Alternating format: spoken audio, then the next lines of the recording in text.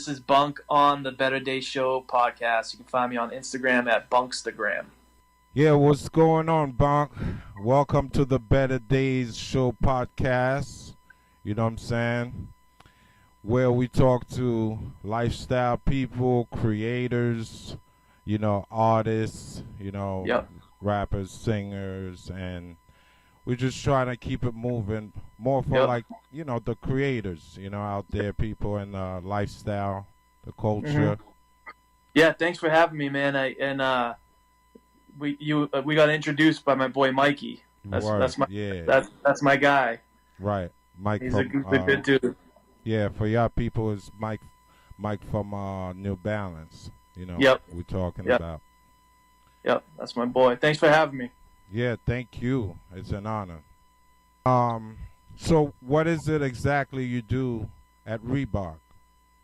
So currently, I oversee our specialty and new business development Hmm. for Reebok. So I oversee basically right now all of our running and training product in the U.S. as well as the UFC. We have a partnership with the UFC Ultimate Fighting Championship Right.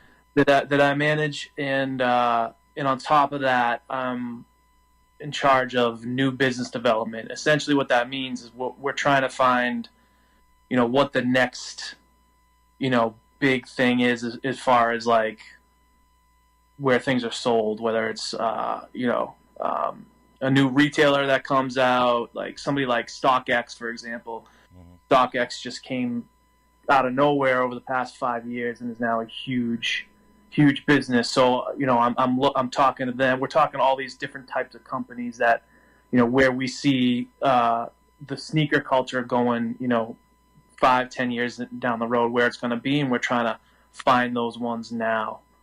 So it's a cool job. I do a whole lot of things, but I have a background before this role. I was managing our trend business in the Northeast in New York City. So I worked with a lot of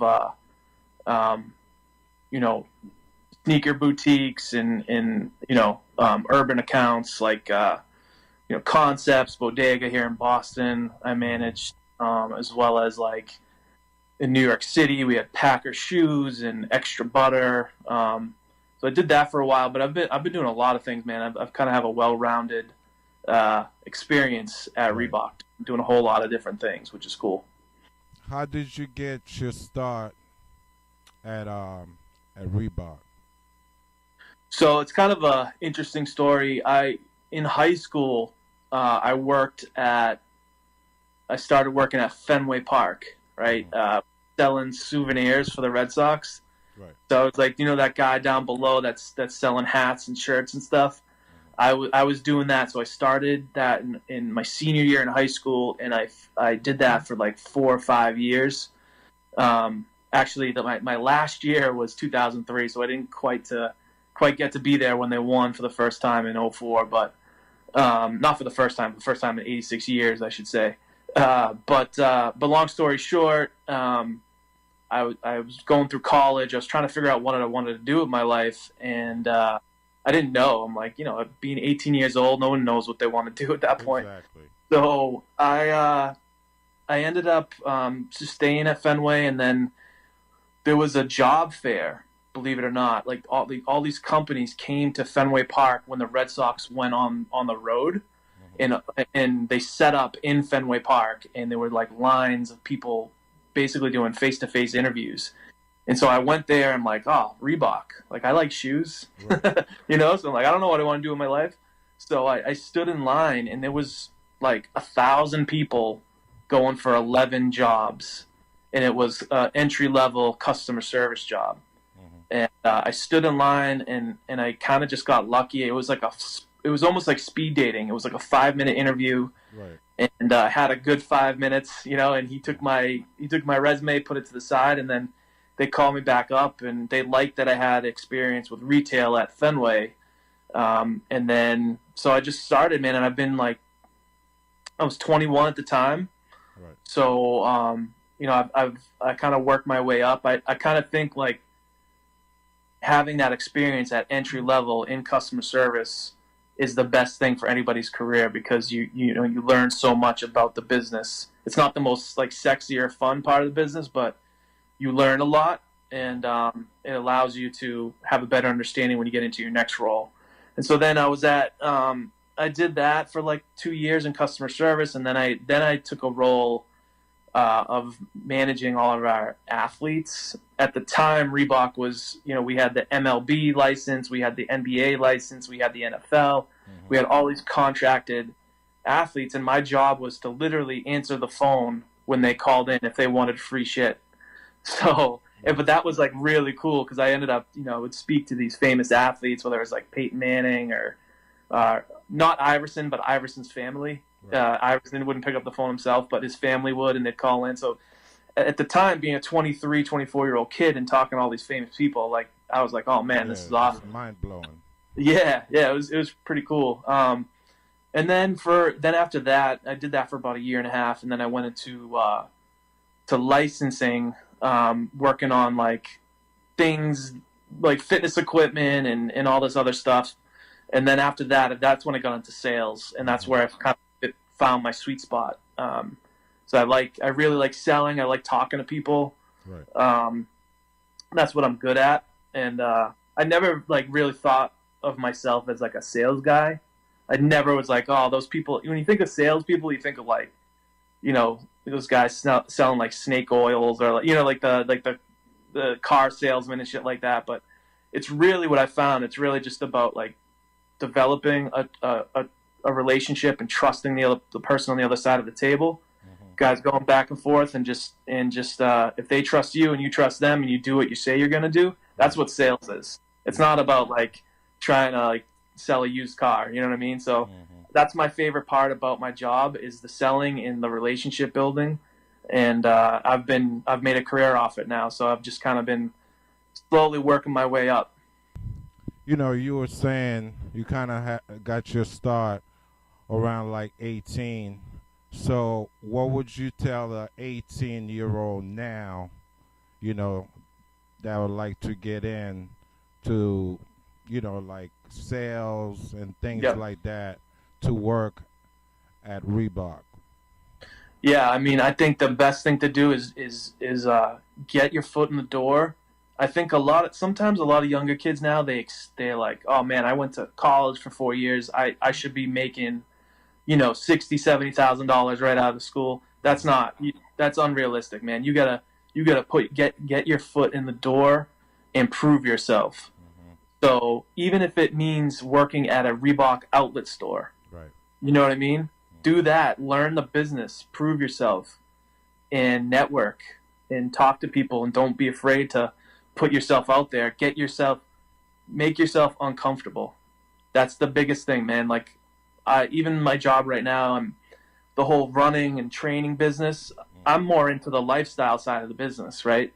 That's more my passion, and I'm still in that a little bit. But like, I'm appreciative of the fact that they asked me to do this, because it's got me out of my comfort zone, and I got to put myself in uncomfortable situations, and like try to like, all right, I'm not a big runner, but I'm managing a running business now, so I got to think like a runner. I got to get myself like in that zone, and making yourself uncomfortable and pushing yourself forward. That's the best way to do it.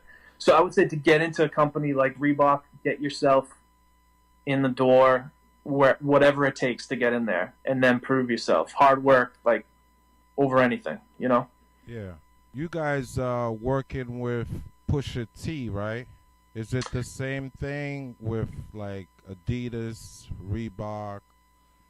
Yeah, so with Adidas, Pusha T is Adidas. Right. So our biggest ambassador right now is Cardi B, and then Khaled, the R&B singer.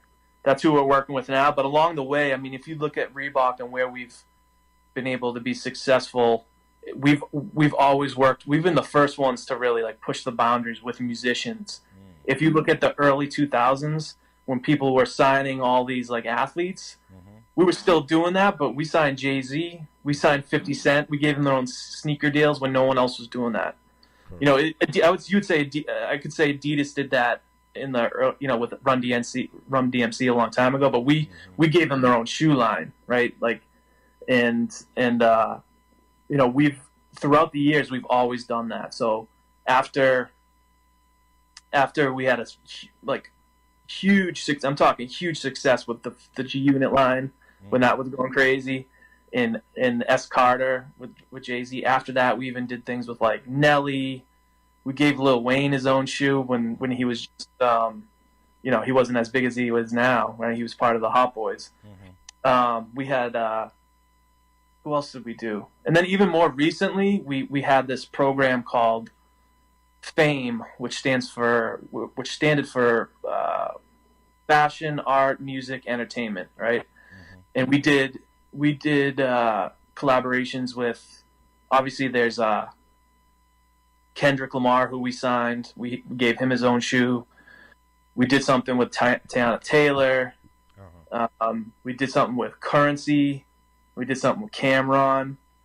And to me, those are the best ones, man. Like the ones that, like, for example, Cameron, we did a shoe with him that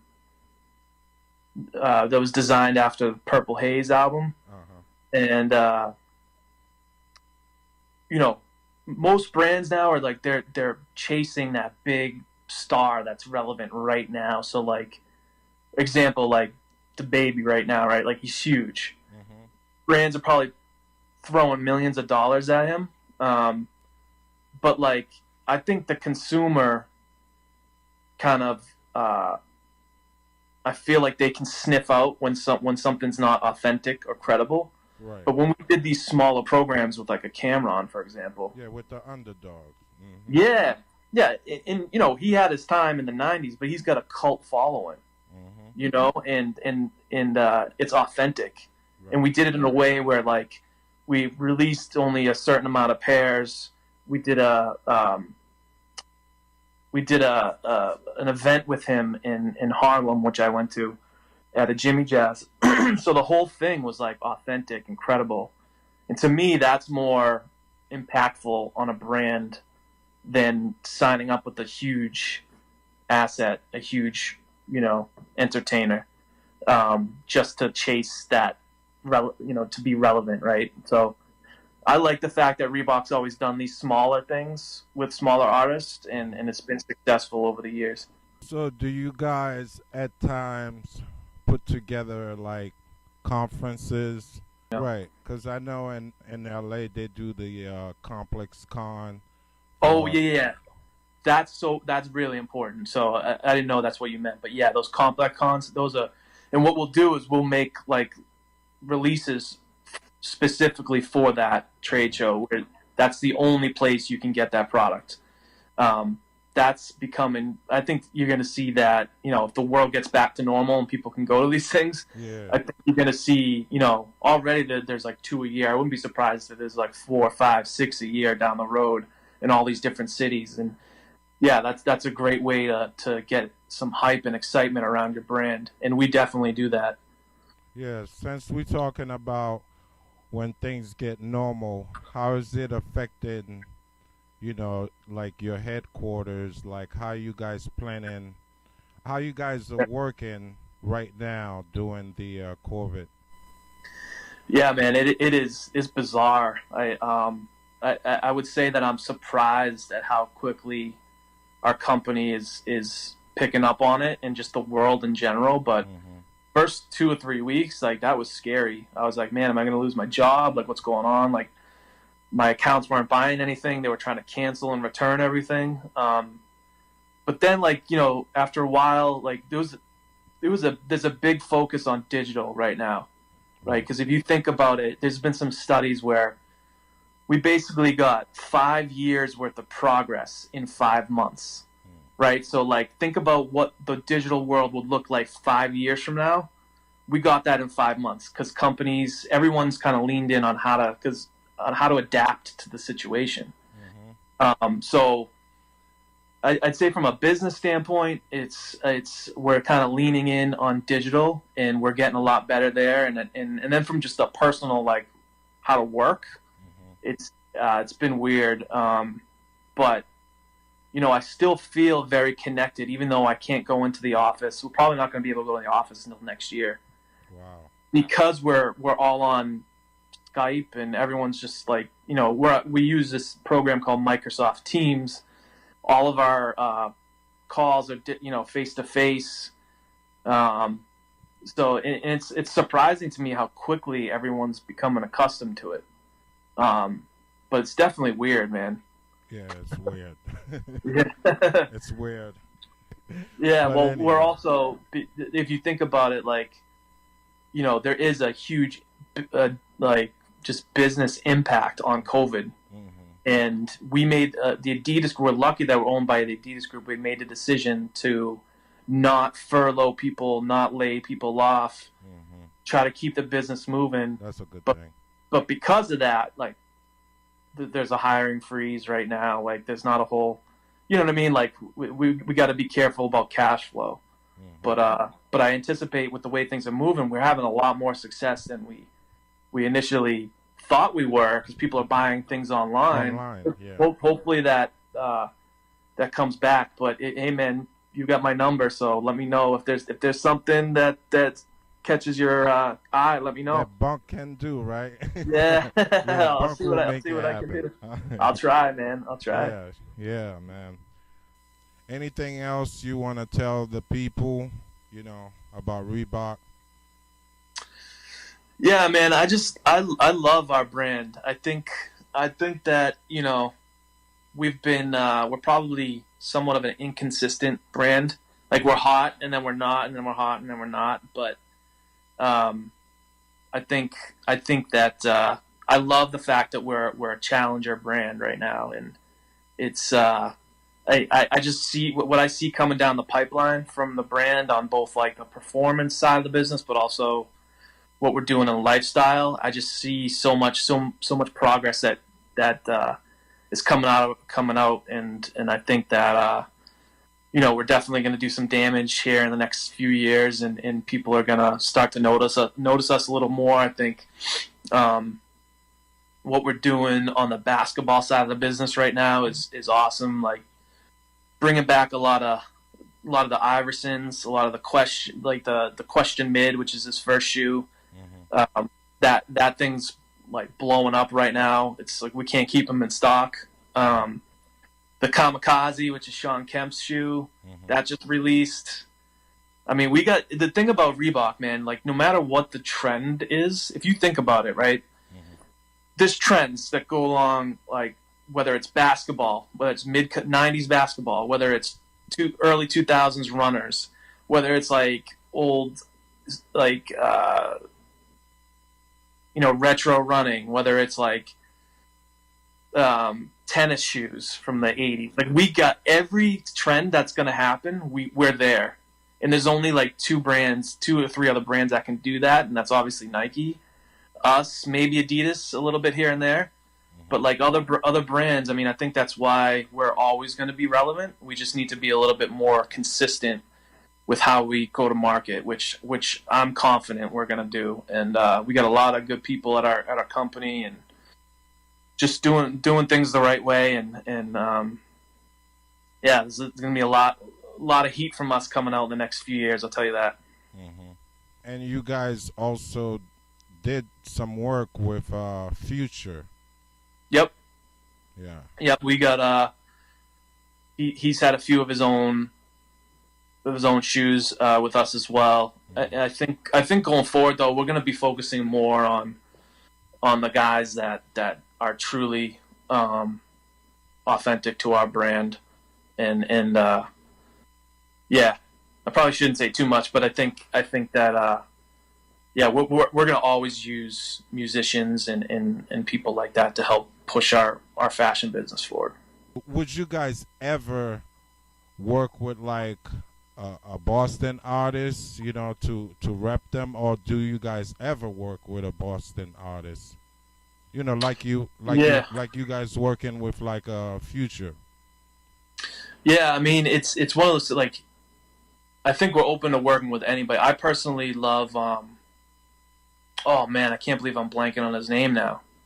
Yeah, what's his name? He's Is he a DJ? No, he's a rap. He's one of the Boston guys to really come out recently. On the You local mean scene. you mean cousin? Yeah, Cousin Stiz. Hmm. Cousins, yeah. So I love Cousin Stiz, and I think that he's somebody that I've always kind of vouched for in the building. But I think at the time he might have been working with Saucony or somebody. But there hasn't been a whole lot of Boston artists that have made it mainstream. I guess you could say Joyner Lucas is the most recent one that I can think of, Hmm. and I hope that there's more coming. It's when you think about the Boston music like hip hop scene, it's always been said that a lot of them like they don't really. There's not a whole lot of support for each other. I don't know if you agree with that, but I feel like it's growing. It's getting better. Yeah, Where it's people getting are better. like, it's getting better, and I want to see more of that. But yeah, I mean, the right artist comes along, we're always open to looking at that and hearing from them. I think what we need to do as a brand, though, and it's something we are going to do before we, how can we help like in general in Boston? I think we need to get more diverse with our employees. Hmm. That's a huge deal. Like Right. right now, I mean, it's interesting, right? Because Massachusetts is predominantly white, right, and that's where Hmm. we're headquartered. But the black community has supported us for years, and that's where we sell a lot of Correct. shoes. Hmm. So we need to see more diversity within our workforce. Right. I think that's like our next mission before like just trying to sign a rapper or whatever. Like we gotta really, we say these things, we put them out on social media, like we support the black community, but we need to really put our money where our mouth is, right, Right. and get Right. more diverse people, and I think, and that's a big mission for us, and we are putting our money where our mouth is, and if you read up on the brand and what we're doing, like we're supporting that 100%. And I think once we get that, we get some more people in here that can kind of bring fresh ideas. I think that of course we're only gonna continue to look at opportunities like you just talked about. Yeah, because I have a list of artists that I think that might be good for a Reebok brand. Even to start small with them. Maybe Yeah, not sign them directly to Reebok. Like you will yeah, do with like a Future. yeah, Kind of like put the brand behind them, and maybe like promote them to you guys social media, just so people and mass know that, okay, Reebok is in Boston, and this is what we doing on a small scale, to see where it goes. Maybe give it yeah, like a couple months and see yeah, if people really like, oh, okay, I heard of June Life. yeah, I I'll do some, you yeah, yeah, guys, something like that, yeah. and I that's what I'm thinking. Yeah. Yeah, a couple years ago, when I was still managing the trend business, I did a. I'm big into the battle rap scene. I just love that, and I got we did. I was managing Eblin's. Are you familiar with Eblin's, the shoe store? Yeah, yeah, yeah. They They got like got they 30. got different chains up in Yeah, Boston. Hmm. yeah. There's like 30 plus, I think, stores now in the New England area. Right. But I got a battle rap going, and I got Chilla Jones actually. Do you know Chilla Jones? Doesn't He's sound too he, familiar. you got to get him on the show, man. I'll check it out. Yeah, he's nationally known in the battle rap scene. So if you look at like the URL, the Ultimate Rap League, Hmm. I he's one do. of the. I do Yeah, actually. yeah. He's from Boston. He went to my high school. He went to Latin Academy. Okay. So I went there, and I just kind of knew, somehow I got linked in. I forget how I got linked up with him, but I knew him, and we asked him to come through, and he did a rap battle there, and we did a cipher. We had Easy Money from Yeah. Boston as well, and a couple Yeah. other I think he's guys. from Lawrence. Yeah, yeah, yeah, yeah, yeah. Yeah. He's dope. Yeah. I Yeah. love him. And then Maroney, Maroney? I think he's from Quincy. He's dope. We got him in there. We got a Excel from Brockton, who's also on the battle scene. And we did an event at Eblin's, and it was awesome, man. And I think we need to do more of that, connect with the local community. So yeah, that would definitely work.